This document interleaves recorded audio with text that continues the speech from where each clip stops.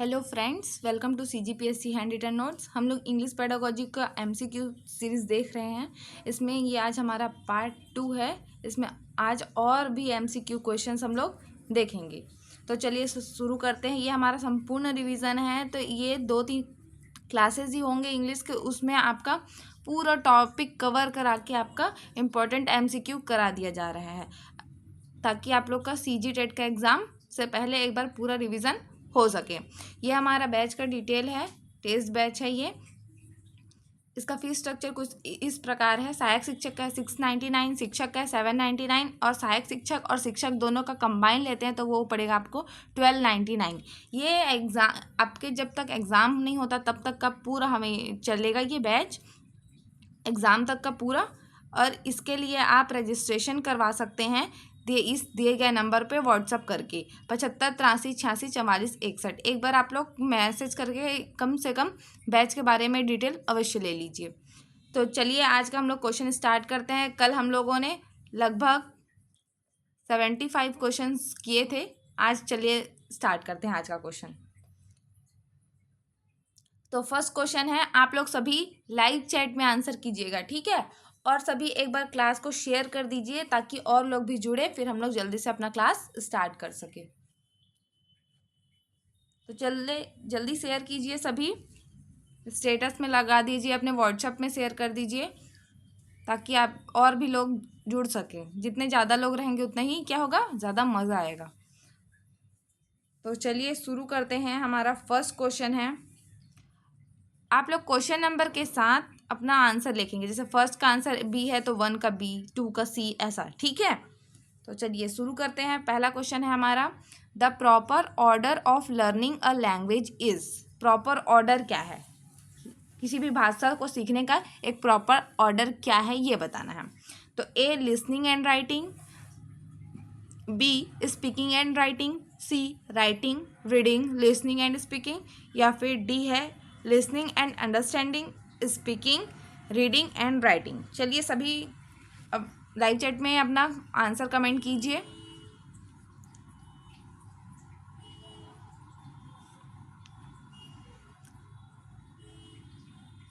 इसका हो जाएगा, देखो हम लोग किसी भी लैंग्वेज को सीखते हैं तो क्या सीखते हैं हम लोग, ये सब आप लोग पूरा पढ़े होंगे ना पेडागोजी में, LSRW, listening speaking reading and writing.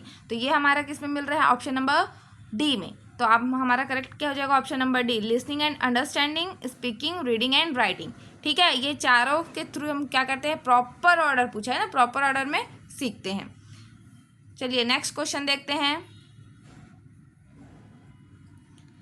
The listening is the function of, listening किसका फंक्शन है बताना है। ए ऑडियो सेंस का, बी वीडियो सेंस का, सी लिंग्वल सेंस का, या डी नन ऑफ दिस। बताइए listening is the function of. सभी लाइव चैट में आंसर कीजिए।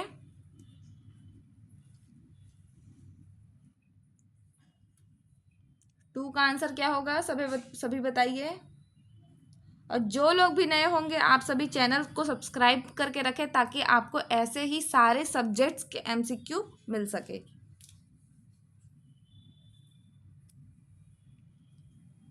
चलिए तो सेकंड का क्या हो जाएगा, देखो listening is the function of. Listening कोई बोलता है तो हम लोग क्या करते हैं, सुनते हैं। तो कोई बोल रहा है तो वो क्या है, ऑडियो सेंस है, तभी हम सुनेंगे ना।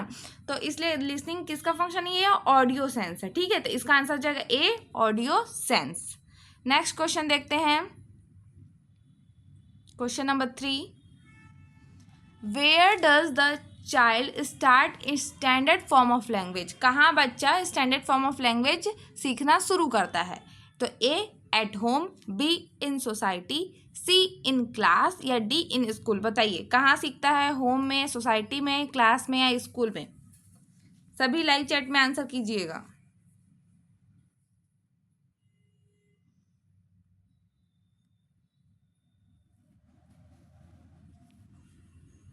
देखो इसमें क्या बोले, स्टैंडर्ड फॉर्म ऑफ लैंग्वेज, ठीक है। प्रोसेस के साथ, तो हम लोग घर में स्टैंडर्ड फॉर्म में नहीं सीखते हैं, है ना। सोसाइटी में भी हम लोग जिससे मिलते हैं, जो सुनते हैं, उसे सीख जाते हैं, ठीक है। क्लास में भी नहीं, स्कूल में हम स्टैंडर्ड फॉर्म में सीखते हैं, ठीक है। कहाँ सीखते हैं? स्कूल में, एकदम फॉर्मल तरीके से स्टैंडर्ड फॉर्म में हम लैंग्वेज को कहाँ सीखते हैं? स्कूल में सीखते हैं। इसका आंसर हो जाएगा option number D, in school. Next question देखते हैं। क्वेश्चन नंबर 4 है, oral and written composition including conversation, ठीक है। बताइए, A 5 periods a week, B है 3 periods a week, C 2 periods of a week, या D none of this. Oral और written composition के लिए, ठीक है, कन्वर्सेशन क्लास के लिए हमको कैसा क्लास देना चाहिए, मतलब 5 पीरियड्स, एक वीक में कितने पीरियड्स होने चाहिए, इसके बारे में आप बात करना है कन्वर्सेशन के लिए। तो चलिए बताइए क्या हो जाएगा फोर्थ का आंसर।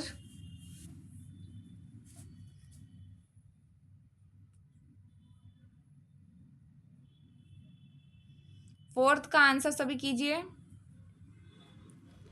ठीक है। तो कन्वर्सेशन के लिए हमको वीक में कम से कम कितने पीरियड चाहिए, मतलब कितने पीरियड्स होने चाहिए, तो 2 पीरियड्स ऑफ अ वीक। तो इसलिए इसका आंसर हो जाएगा option number C, 2 periods of a week. Next question देखते हैं। 5th क्वेश्चन है, which one of the following is not true, ठीक है। क्या बोला है? Not true in relation to the use of children literature, ठीक है। ए है, it makes them understand and respect diverse cultures, B है, their reading proficiency deteriorates and gets worse, C है, it helps in developing learners imagination, या D है, it broadens their mental horizon. बताइए।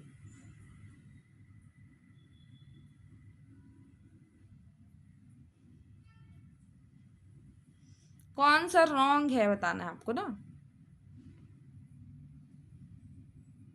तो इसका आंसर हो जाएगा, their reading proficiency deteriorates and get words. Option number B is your correct option. Next question देखते हैं। 6th क्वेश्चन है, when children are introduced to English as a second language, ठीक है। तो जब चिल्ड्रन इंट्रोड्यूस करते हैं इंग्लिश को एज अ सेकेंड लैंग्वेज, तो क्या होता है हमको बताना है। A, they should begin writing first, तो सबसे पहले क्या वो लिखते हैं, या बी है, दे शुड रीड फर्स्ट, पहले पढ़ते हैं, they should begin with letters of alphabet, alphabet से स्टार्ट करते हैं, और डी है, they should be expose to language orally. बताइए ऑप्शन नंबर, क्वेश्चन नंबर 6 का क्या हो जाएगा आंसर। जब बच्चे इंग्लिश को as a second language introduce करते हैं तो क्या होता है, बताइए।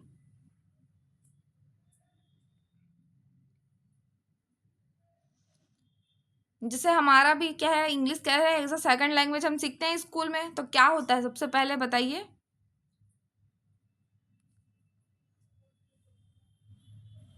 तो हम लोग कहाँ से स्टार्ट करते हैं, लेटर्स के अल्फ़ाबेट से, ठीक है। ऑप्शन नंबर सी क्या हो जाएगा, करेक्ट आंसर हो जाएगा, they should begin with letters of alphabet. Next question,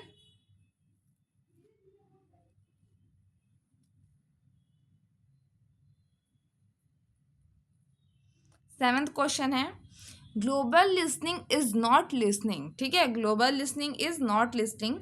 option number A, for improving cognition of spoken text, B, for specific information, C, without being constrained by present होना चाहिए present questions और task, D, at different level of comprehension. बताइए, global listening is not listening, 7th का क्या हो जाएगा।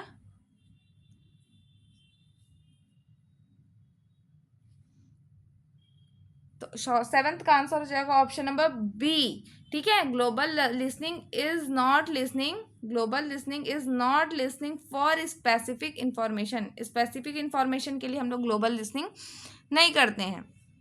Next question है,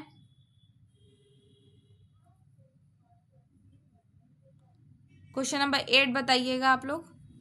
अ listening stimulus, ठीक है, ए present input to separate groups of students who gather again to share what they listened. B है presents an information gap activity such as giving directions. C is listening to a good commentary to review it. या D है आपका enables student to discuss a set of criteria which they prioritize to complete and present a task. बताइए 8 का क्या हो जाएगा? A listening stimulus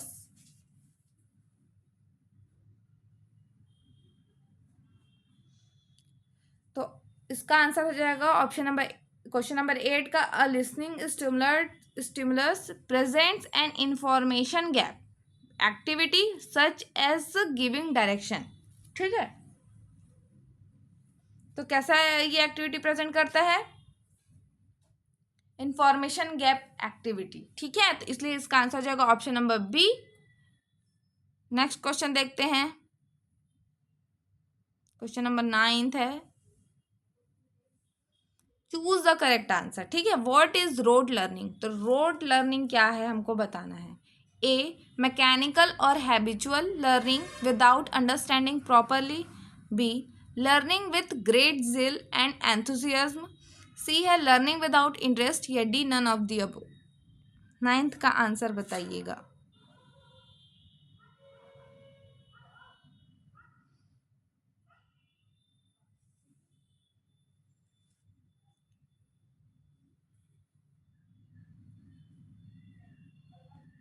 इसका answer हो जाएगा option number D none of the above. देखो रोड लर्निंग क्या होता है, जब हम उसको बिना समझे क्या करते रहते हैं, सिर्फ याद करते जाते हैं, याद करते जाते हैं, वो क्या हो जाएगा?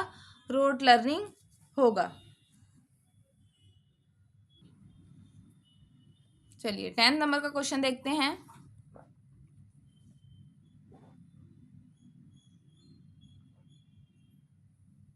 ठीक है, चलिए generally speaking the first language is. ठीक है, क्या होता है देखते हैं। A marked by the characteristic difficulty in mastering it. B है marked by the influences of the school environment of the child is studying in. C है marked by the accent and regional expression of the area where students grow up. D है influenced by the grammar and style of second language. बताइए generally speaking the first language is क्या होगा? तो हमारा जो first language होता है वो क्या होता है? रीजनल होता है ना, लोकल होता है। इसलिए इसका आंसर क्या हो जाएगा? Option number C marked by the accent and regional expression. ठीक है, ऑफ द एरिया जहाँ पे स्टूडेंट्स क्या करते हैं? ग्रो करते हैं।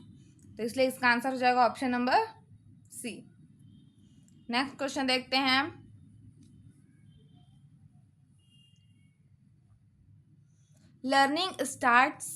Language learning starts from listening, speaking, reading and writing. चलो बताइए 11th का क्या हो जाएगा?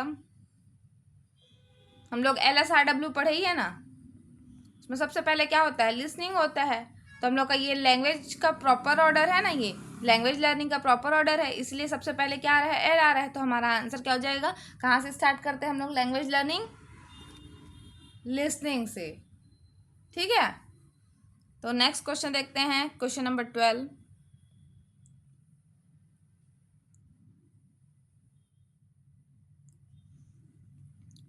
चलिए जो भी नए होंगे आप लोग सब्सक्राइब कर दीजिए और सभी एक बार लाइक कर दीजिए। ठीक है, फिर हम लोग नेक्स्ट क्वेश्चन देखते हैं, question number 12।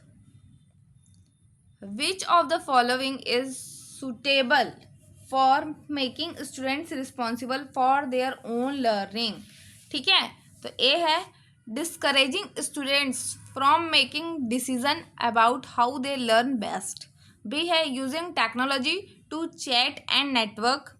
C encouraging students to ask more and more questions। या डी है giving a lot of homework, project work and assignments to improve language skills of students. बताइए स्टूडेंट्स को अपने लर्निंग के लिए हम लोग रिस्पॉन्सिबल बना रहे हैं, तो उनमें से ये चारों में से क्या सूट करेगा?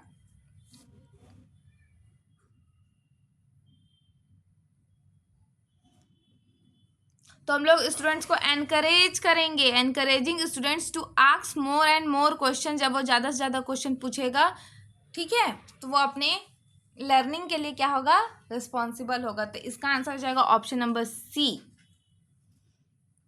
नेक्स्ट क्वेश्चन देखते हैं।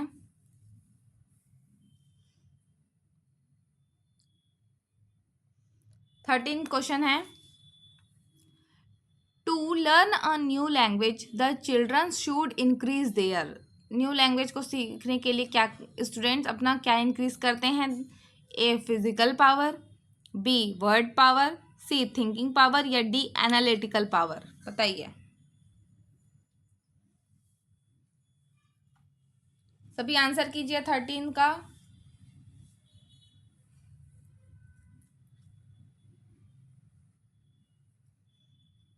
देखिए, सबसे पहले हम लोग लैंग्वेज को सीखते हैं तो हमारा क्या वोकेबलरी अच्छा होना चाहिए। ठीक है, वोकेबलरी कैसे अच्छा होगा? जब हमारा वर्ड पावर अच्छा होगा, है ना।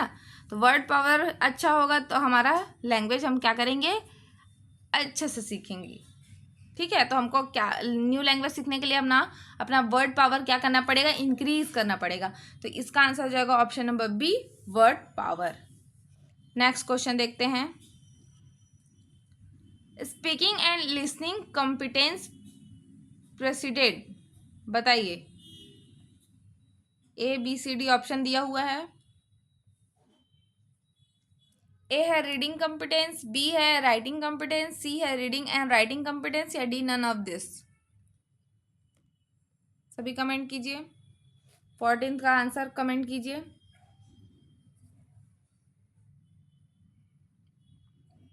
इसका हो जाएगा रीडिंग एंड राइटिंग कॉम्पिटेंस। ठीक है, listening and speaking and listening competence president reading and writing. Next question देखते हैं।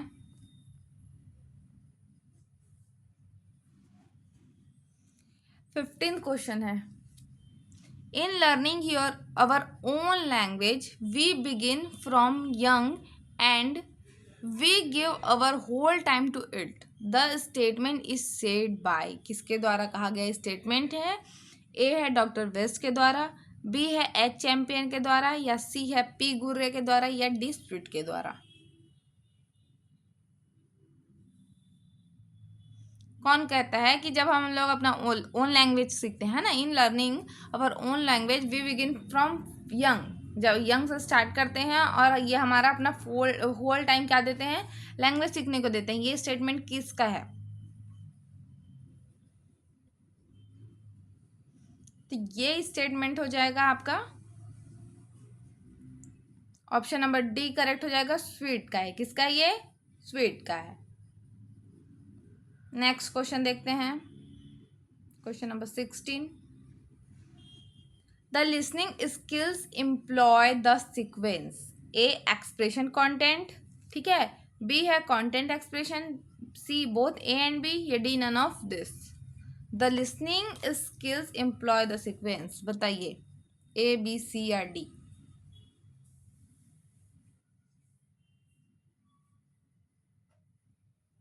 इसका हो जाएगा आंसर ऑप्शन नंबर ए।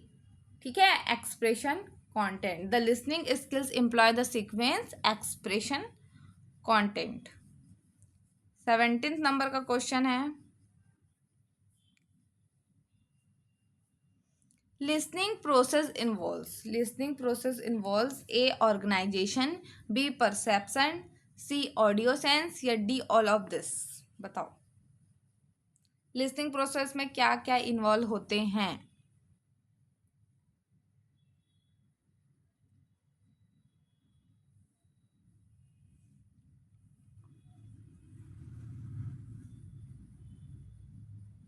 तो लिसनिंग प्रोसेस में देखो, ऑर्गेनाइजेशन भी होगा, परसेप्शन भी होगा, और ऑडियो सेंस भी होगा। इसलिए इसका आंसर हो जाएगा option number D, all of this. ये क्या हो जाएगा, करेक्ट आंसर है। नेक्स्ट क्वेश्चन है, 18th नंबर का क्वेश्चन है, the speaking skill is the function of blank sense. जो स्पीकिंग स्किल है वो किसका फंक्शन है? ए लिंगुअल का, बी ऑडियो का, सी विजुअल का, या डी नन ऑफ दिस। बताइए, जो बोलते हैं वो क्या फंक्शन है?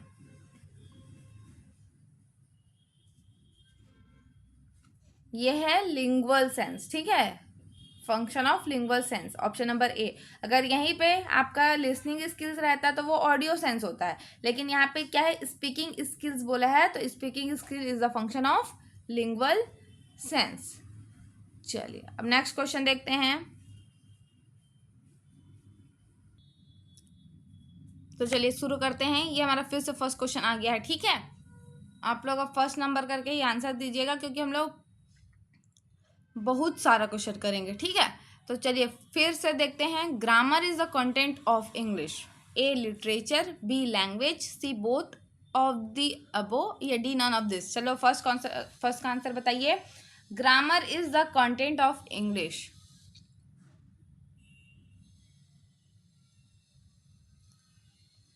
इंग्लिश लिटरेचर का है कि लैंग्वेज का है, या दोनों का है, या किसी का नहीं है? चलो बताओ। तो इसका आंसर हो जाएगा ऑप्शन नंबर बी, ठीक है। Grammar is the content of English language, English language का कंटेंट है ग्रामर। सेकंड क्वेश्चन है, theoretical grammar is also known as. Theoretical grammar को क्या कहते हैं? और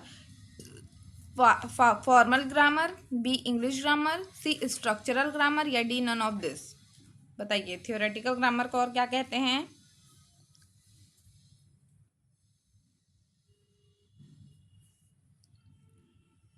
थ्योरेटिकल ग्रामर को और क्या कहते हैं? फॉर्मल ग्रामर भी कहते हैं, इसलिए इसका आंसर हो जाएगा option number A, formal grammar. Next question देखते हैं। Which one of the following is not a principle of helping pupils with learning difficulties, ठीक है। A devise all the activities, B teaching, C meaningful thoughts, या D teacher provides home tuitions. बताइए।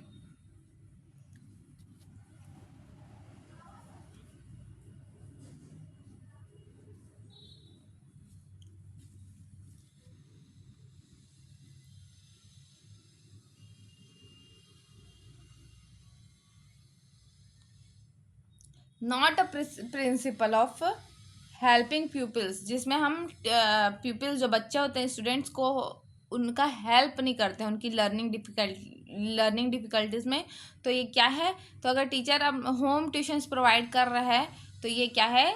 Principal of helping peoples with learning disabilities difficulties नहीं है, तो इसलिए इसका answer हो जाएगा ऑप्शन नंबर डी, ठीक है। टीचर प्रोवाइड्स होम ट्यूशंस ये नहीं है, ठीक है। इससे टीचर मतलब जो हेल्प नहीं कर रहे हैं, लर्निंग डिफिकल्टीज में हम बच्चों की हेल्प नहीं कर रहे हैं, ठीक। नेक्स्ट क्वेश्चन देखते हैं। फोर्थ नंबर का क्वेश्चन है, the rule of teaching grammar at junior stage, ठीक है। जूनियर स्टेज पे बच्चों को ग्रामर सिखाने का, पढ़ाने का रूल क्या है? ए ग्रामर देन लैंग्वेज, पहले हम ग्रामर सिखाएंगे उसके बाद लैंग्वेज। बी है फर्स्ट लैंग्वेज देन ग्रामर, पहले हम उसको लैंग्वेज सिखाएंगे फिर ग्रामर सिखाएंगे, या वोकेबलरी पहले फिर ग्रामर, या वोकेबलरी एंड ग्रामर दोनों। बताइए फोर्थ का क्या हो जाएगा? आप लोग इसको अपना हिंदी, आप लोग, आपका फर्स्ट लैंग्वेज हिंदी है ना, तो हिंदी को कैसे सीखे हो उसके हिसाब से बताओ।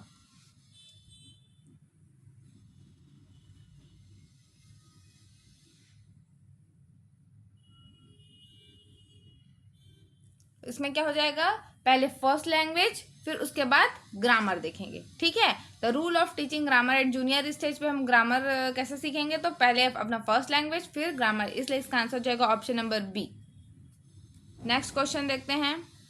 Translation cum grammar method is also called as, grammar cum translation method को और क्या कहते हैं? बताओ। A direct method, B classical method, C doctor West method, या डी बाइलिंगुअल मेथड। बताइए।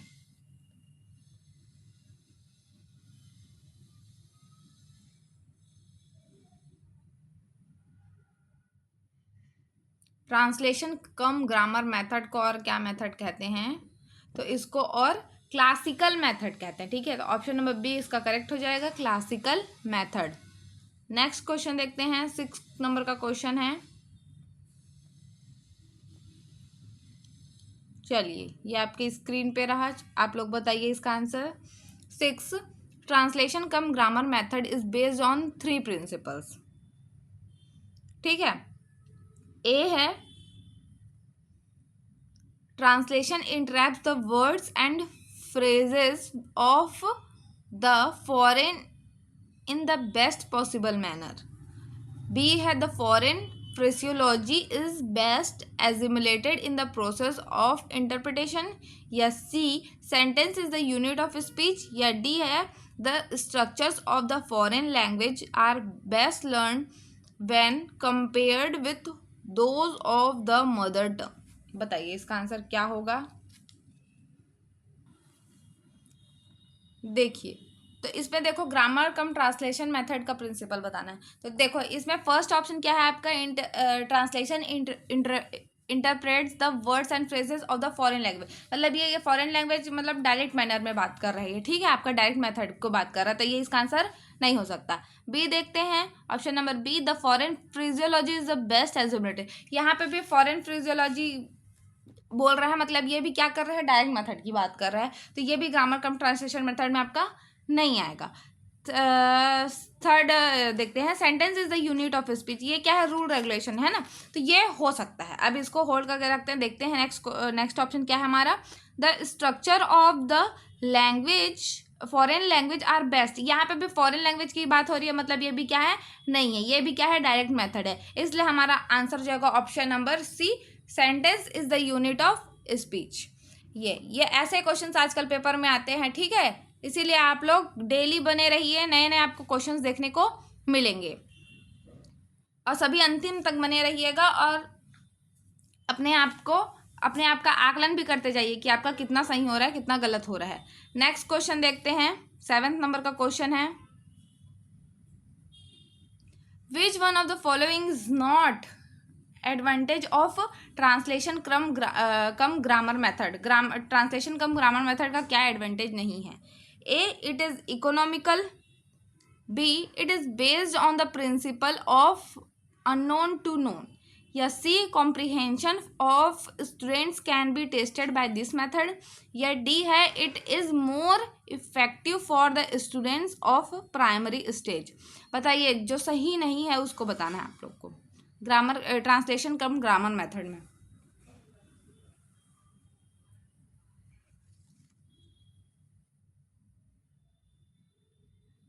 सभी लाइव चैट में आंसर कीजिए।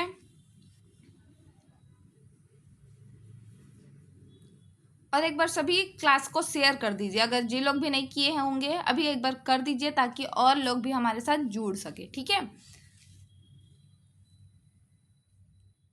तो देखो ट्रांसलेशन कम ग्रामर मेथड कहाँ आएगा, जहाँ पे आपको कुछ चीज़ें पता होगी उसी को तो आप लोग ट्रांसलेट करोगे, है ना, तो ये क्या जाता है, नोन टू अननोन जाता है। लेकिन यहाँ पे क्या लिखा है ऑप्शन नंबर बी में कि it is based on the principle of unknown to known, तो ये रॉन्ग है ना, ये क्या है, गलत हो जाएगा। और इसमें नॉट बोला है तो ये हमारा क्या हो जाएगा, ऑप्शन नंबर बी इसका सही हो जाएगा, ठीक है। ग्रामर और ट्रांसलेशन मेथड में क्या होता है, जो लैंग्वेज हम जानते हैं उसको हम लोग ट्रांसलेट करके दूसरा लैंग्वेज सीखते हैं, तो वो हमारा नोन टू अननोन में चलता है। लेकिन यहाँ पे ऑप्शन में क्या बोला है कि ये किस प्रिंसिपल पे बेस्ड है, अननोन टू नोन, तो ये हमारा क्या है, गलत है, इसलिए यहाँ हमारा आंसर क्या हो जाएगा, सही हो जाएगा। नेक्स्ट क्वेश्चन देखते हैं, the teaching of grammar must be according to the changes and. A है development that take place in language, B undevelopment that take place in school curriculum, both A and B, या D none of the above. बताओ।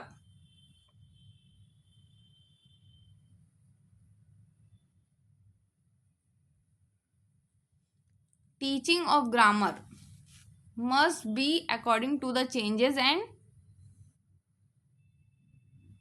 Development that take place in a school भी नहीं आएगा, और undevelopment that take place in a school curriculum भी नहीं है, ये दोनों नहीं आएगा, मतलब बहुत ए एंड बी भी नहीं आएगा, इसलिए इसका आंसर हो जाएगा option number D, none of the above. Next question देखते हैं, the concept of transformative generative grammar was given by. ठीक है, ट्रांसफॉर्मेटिव जनरेटिव ग्रामर का कॉन्सेप्ट किसके द्वारा दिया गया है, ए पियाजे के द्वारा, बी ब्रूनर के द्वारा, सी है आपका सॉशर के द्वारा, या डी नॉम चॉम्स्की के द्वारा। बताइए क्या हो जाएगा इसका आंसर। ट्रांसफॉर्मेटिव जनरेटिव ग्रामर किसके द्वारा दिया गया है, सभी लाइव चैट में अपना आंसर करेंगे।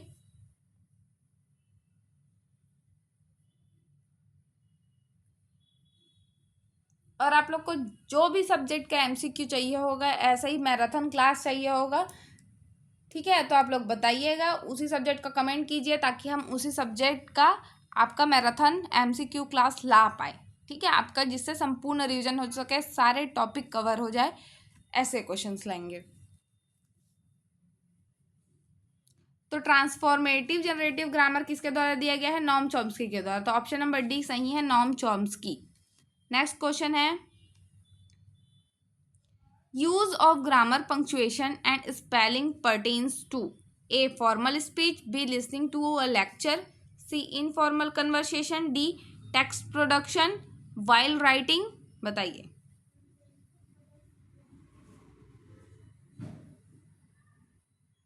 कहाँ पे हम ग्रामर का यूज करते हैं, पंक्चुएशन करते हैं, स्पेलिंग्स, है ना, कहाँ पे करते हैं? फॉर्मल स्पीच, ठीक है, तो इसलिए इसका आंसर हो जाएगा option number A, formal speech. Next question देखते हैं, 11th नंबर का क्वेश्चन है, language learning is better achieved if what student learn. कि हमारा जो लैंग्वेज लर्निंग है और वो बेटर हो जाएगा कब? जब स्टूडेंट क्या लर्न करते हैं, तो देखते हैं। ऑप्शन नंबर ए है, is closer in form and sound to their mother tongue, B helps them improve their chances of college admission, C is functional in terms of their life values and goals, या D है is in a controlled classroom environment. बताइए 11th का क्या हो जाएगा? Language learning is better achieved if what students learn is functional and in terms of their life values and goals, ठीक है, इसलिए इसका आंसर जाएगा option number C. Next question देखते हैं, स्ट्रक्चरल ग्रामर एम्फेसिस, ठीक है, स्ट्रक्चरल ग्रामर जो होता है वो किस में फोकस करता है, किस पे जोर देता है? A word of sentence, B है फ्रेज ऑफ सेंटेंस, सी है स्ट्रक्चर ऑफ सेंटेंस, या डी है ऑल ऑफ दिस। बताइए स्ट्रक्चरल ग्रामर किस पे फोकस करता है?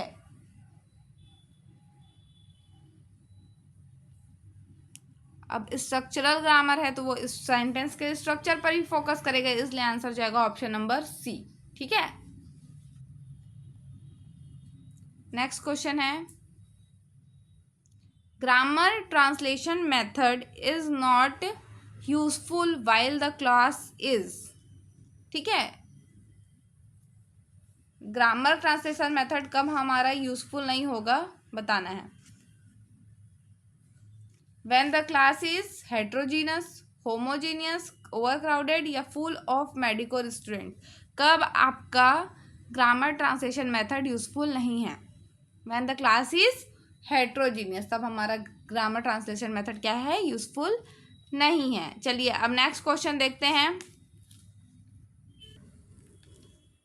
ठीक है। तो देखो जब क्लास में अलग अलग लैंग्वेज के बच्चे रहेंगे तो आपका हेट्रोजीनियस मतलब अलग अलग, है ना, तो उसमें हमारा ग्रामर ट्रांसलेशन मेथड हम कितने भाषाओं में ट्रांसलेट करेंगे, ये हमारा क्या होगा? यूजफुल नहीं हो पाएगा। तो चलिए अब नेक्स्ट क्वेश्चन देखते हैं हमारा, ठीक है। चलिए बताइए, what is not necessary in a good text book. एक अच्छे पुस्तक के लिए इसमें से क्या आवश्यक नहीं है ना? A good vocabulary, B correct grammar, C attractive cover page, या डी करेक्ट सेंटेंस पैटर्न। बताइए क्या अनिवार्य नहीं है, आंसर बताइए।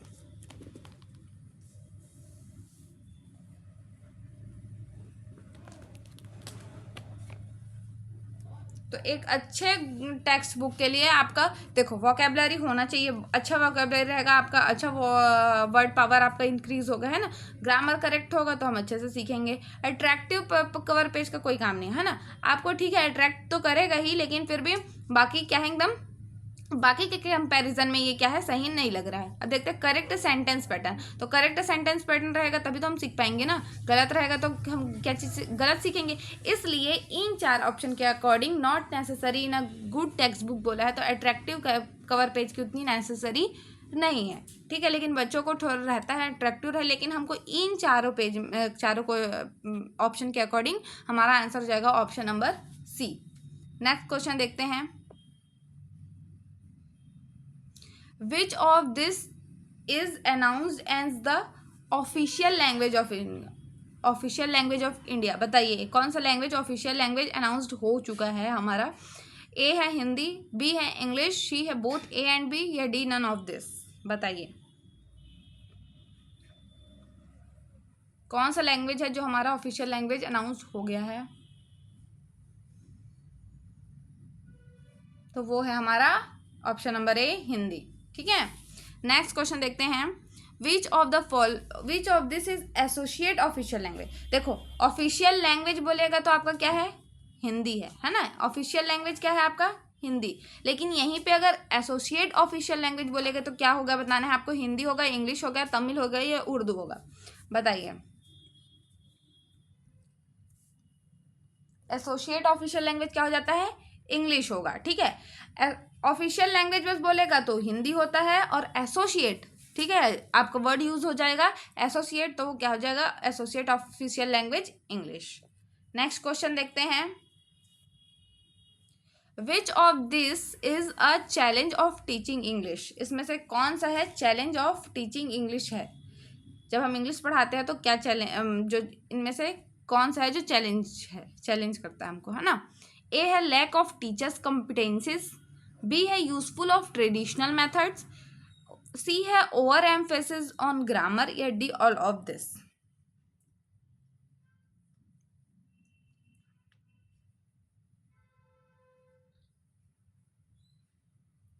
ठीक है, बताओ।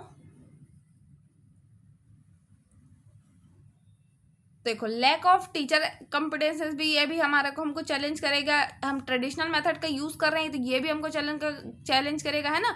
अभी नए मॉडर्न अकॉर्डिंग हमको जो जैसा जनरेशन है उसके अकॉर्डिंग हमको मेथड यूज़ करना चाहिए, ना कि जो ट्रेडिशनल मेथड चले आ रहे हैं उसी को यूज़ करना चाहिए। ओवर एम्फेसिस ऑन ग्रामर, एकदम ग्रामर पे हमको जोर भी नहीं देना चाहिए। इसलिए हमारा चारों इसमें तीनों सही है, इसलिए हमारा ऑप्शन नंबर डी इसका आंसर हो जाएगा, ऑल ऑफ दिस। ठीक है, नेक्स्ट क्वेश्चन देखते हैं।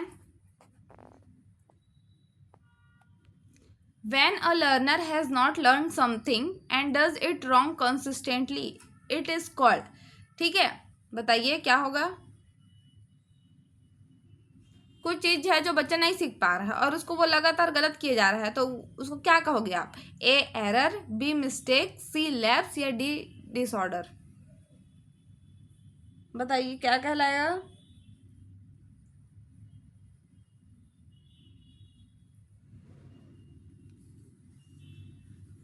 तो इसको कहेंगे हम लोग एरर। ऑप्शन नंबर ए इसका सही आंसर है। अब चलिए क्वेश्चन नंबर 6 को देखते हैं। When a person knows about a thing that it is wrong and sometimes he uses it correctly, ठीक है,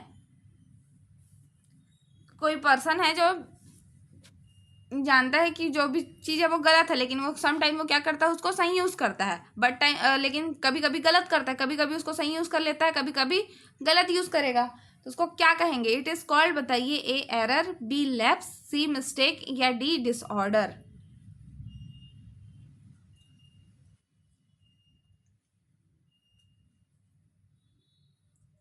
तो वो बाय मिस्टेक कर रहे हैं ना, है ना? कभी सही यूज करता है कभी गलत, इसलिए इसका आंसर हो जाएगा option number C, mistake.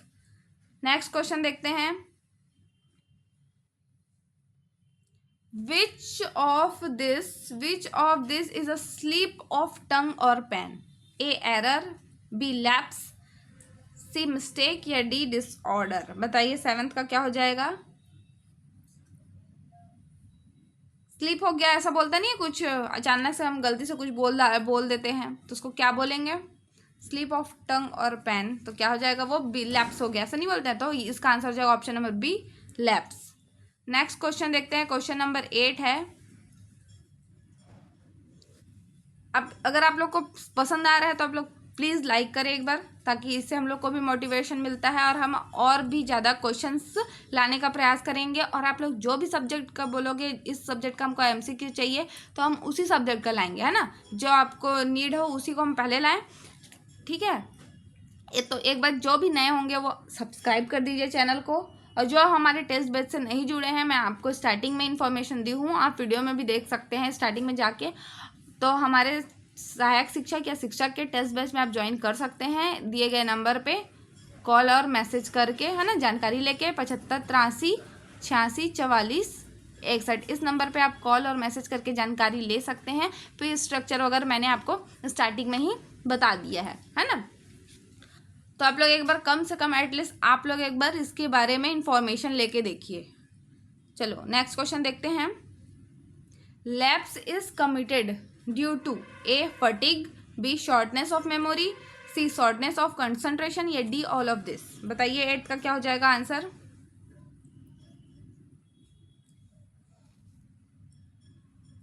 Lapse is committed due to fatigue, shortness of memory and shortness of concentration, ये तीनों इसका सही है, इसलिए हमारा आंसर जाएगा option number D, all of this. Next question देखते हैं। Which of this is cause of error. ठीक है, क्या हमारे एरर का कारण बनता है। A interference of first language, B carelessness, C है लैंग्वेज क्रिएटिविटी, या डी ऑल ऑफ दिस। बताइए क्या आपके एरर का कॉज बनता है। हमारे फर्स्ट लैंग्वेज का इंटरफेरेंस भी है ना, तो ये भी सही है।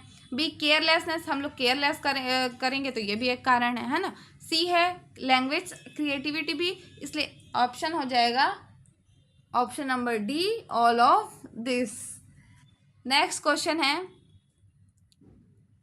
Which of this disorders may take place in language learning. ठीक है, बताइए। ए है आर्टिकुलेशन डिफिकल्टीज, बी है लैंग्वेज डिसऑर्डर्स, सी है डिसऑर्डर्स ऑफ वॉइस, या डी ऑल ऑफ दिस।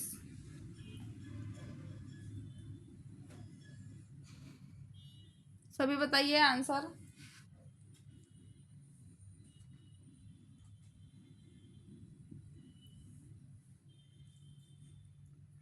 क्या लैंग्वेज लर्निंग में डिसऑर्डर है। आर्टिकुलेशन डिफिकल्टीज भी है आपका, है ना। एक मिनट, आप लोग मेरे को बताना आर्टिकुलेटर्स ऑर्गन कौन कौन से होते हैं हमारे। ठीक है, तभी आप लोग आर्टिकुलेशन डिफिकल्टीज को जानेंगे। आर्टिकुलेटर्स ऑर्गन क्या क्या हैं, सभी कमेंट करके बताइए। ठीक है, तो अगर हमारा ऑर्कुलेटर्स है ना, ऑर्कुलेशन डिफिकल्टीज होगी तब भी हम लैंग्वेज लर्निंग का हमारा एक डिसऑर्डर बनेगा, तो ये भी है। बी है लैंग्वेज डिसऑर्डर, ये भी होगा, और सी डिसऑर्डर ऑफ वॉइस रहेगा, तो ये भी एक हमारा डिसऑर्डर है, इसलिए आंसर हो जाएगा ऑल ऑफ दिस। ठीक है, आप लोग इसको एक बार कमेंट करके जल्दी बताइए, है ना, आर्टिकुलेशन डिफिकल्टीज क्या होता है, या आर्टिकुलेटरी ऑर्गन ही आपको बताना है कौन कौन से ऑर्गन्स को हम आर्टिकुलेटरी ऑर्गन कहते हैं। 11th क्वेश्चन है। In which problem speaker can not pronounce certain speech sound. किसके कारण हम कुछ साउंड्स को करेक्ट प्रोनाउंसिएशन नहीं कर पाते हैं, है ना। तो ए है आर्टिकुलेशन डिफिकल्टीज के कारण है, या फिर लैंग्वेज डिसऑर्डर के कारण है, या डिसऑर्डर ऑफ वॉइस के कारण है, या रिदमिक डिसऑर्डर के कारण। बताइए।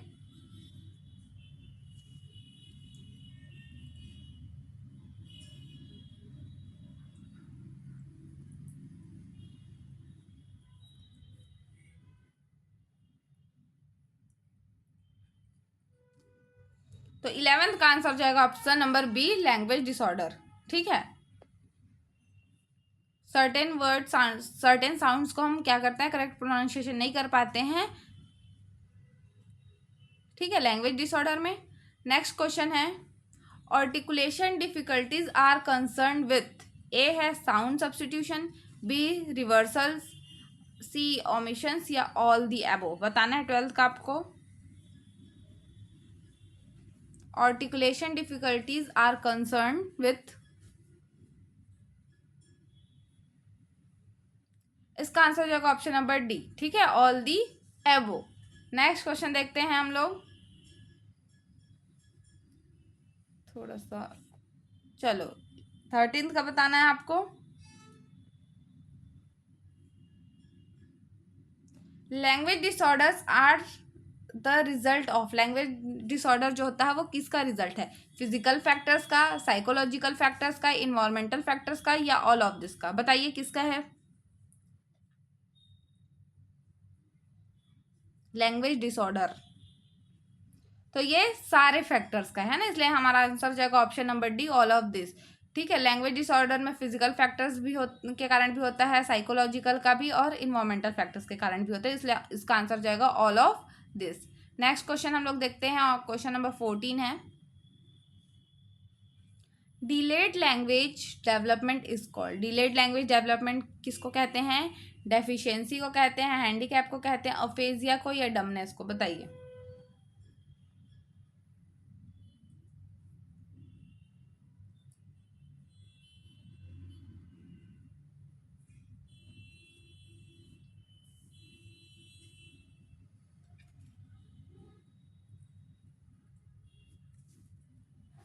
ठीक है, तो डिलेड लैंग्वेज में क्या होता है? अफेजिया। ठीक है, जैसे कि हम लोग किसी को सामने वाले को फेस नहीं कर पाते हैं, बोल नहीं पाते हैं, तो इसको क्या बोलते हैं? Delayed language development aphasia. इसका आंसर जाएगा अफेजिया, है ना। आप लोग पढ़े ही होंगे अफेजिया, डिसलेक्सिया, है ना, ये सब इसमें पढ़ते हैं, अफेजिया।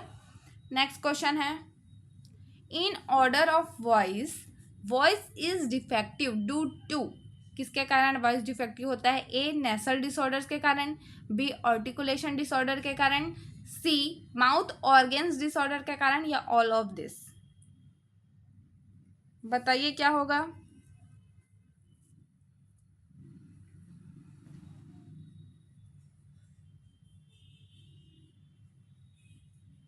वॉइस में आपका जो डिसऑर्डर होता है वो किसके कारण होता है? नेसल डिसऑर्डर के कारण। ठीक है, इसका आंसर जाएगा option number A, nasal disorders. Option number 16 है, क्वेश्चन नंबर 16 है, stuttering is included in, stuttering is included in A, language disorder, rhythmic disorder, C है डिसऑर्डर ऑफ वॉइस, या डी है आर्टिकुलेशन डिफिकल्टीज? बताइए 16 का क्या हो जाएगा।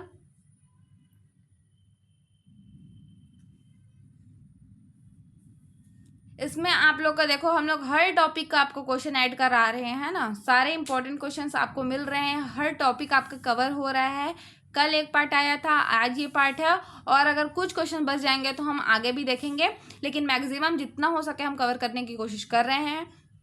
ठीक है, तो आप लोग एक बार शेयर कर दीजिए, ताकि हम ऐसे ही जैसे इंग्लिश का हो रहा है वैसे ही सारे सब्जेक्ट्स का आपको मिले, इवन आपको मैथ्स का भी मिले, है ना। इसलिए आप लोग एक बार शेयर कीजिए, ताकि हमको भी मोटिवेशन आए सारे सब्जेक्ट्स का एकदम जल्दी से कराने का, ताकि आप लोग का सीजी टेट से पहले एक बार पूरा रिवीजन अच्छे से हो जाए। तो चलिए सभी बताइए 16 का क्या हो जाएगा। Stuttering is included in rhythmic disorder, जैसे हम बोलते बोलते अटक जाते हैं ना, तो वो रिदम में हम लोग का क्या हो जाता है? मेंटेन नहीं हो पाता रिदम, तो ये रिदमिक डिसऑर्डर, जैसे इसको हिंदी में बोलते हैं हकला रहे हैं कोई लोग, तो उसको बोलते हैं स्लटरिंग। ठीक है, तो इसलिए इसका आंसर हो जाएगा option number B, rhythmic disorder. 17 number का क्वेश्चन है, which of this is not a cause of disorder? क्या डिसऑर्डर का कारण नहीं है, ये हमको बताना है। ए है socio economic, emotional, educational and environmental causes, B है repression and over control by parents and teachers, C है excessive use of toffees and chocolates, या डी है पुअर मॉडल? बताइए 17 का बताइए।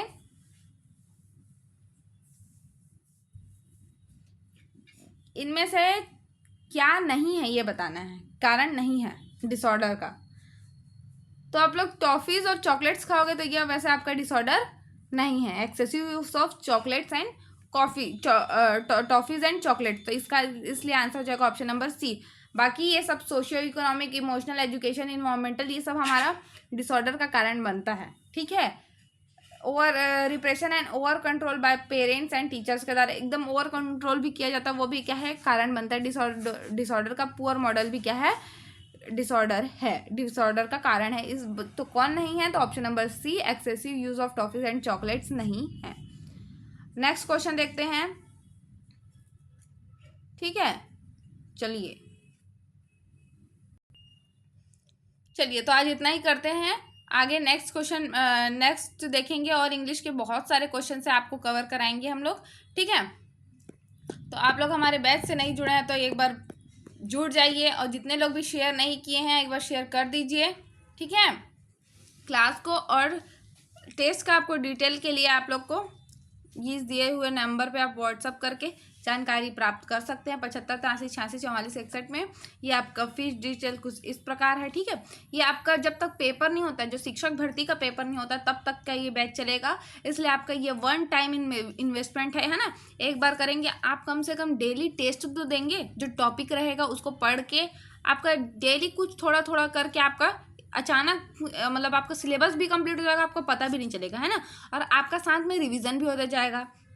आप सहायक शिक्षक और शिक्षक दोनों का कंबाइन लेते तो कभी एक दिन सहायक शिक्षक में टेस्ट हो रहा है, दूसरे दिन शिक्षक में, मतलब डेली आप कुछ ना कुछ पढ़ते रहेंगे।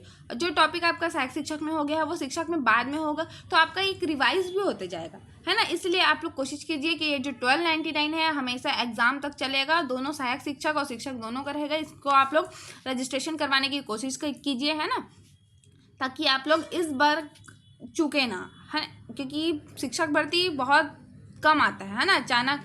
तो एक बार हमको जब मौका मिलेगा तो हमको इसमें अपना जी जान लगा देना है। इसीलिए कहते हैं ना कि बार बार पछतावे से बेहतर है कि एक बार जी जान लगा के तैयारी कर ली जाए। इसके बाद पता नहीं मौका मिलेगा नहीं मिलेगा, इसलिए आप लोग अपनी तैयारी को एकदम जोरों शोरों से रखिए, ताकि जब भी वैकेंसी आए तब हम उसके लिए प्रिपेयर रहें। तो चलिए इतना ही देखते हैं, आगे और क्वेश्चंस फिर करते हैं। अगर आप लोग को पसंद आ रहा है वीडियो तो लाइक कर दो, शेयर भी कर दीजिए ताकि सब तक पहुंचे। और आप लोग एक बार सब्सक्राइब देख ही लीजिए, अगर जिनका सब्सक्राइब नहीं हुआ है, जो नए आए हैं, एक बार सब्सक्राइब कर दीजिए। धन्यवाद।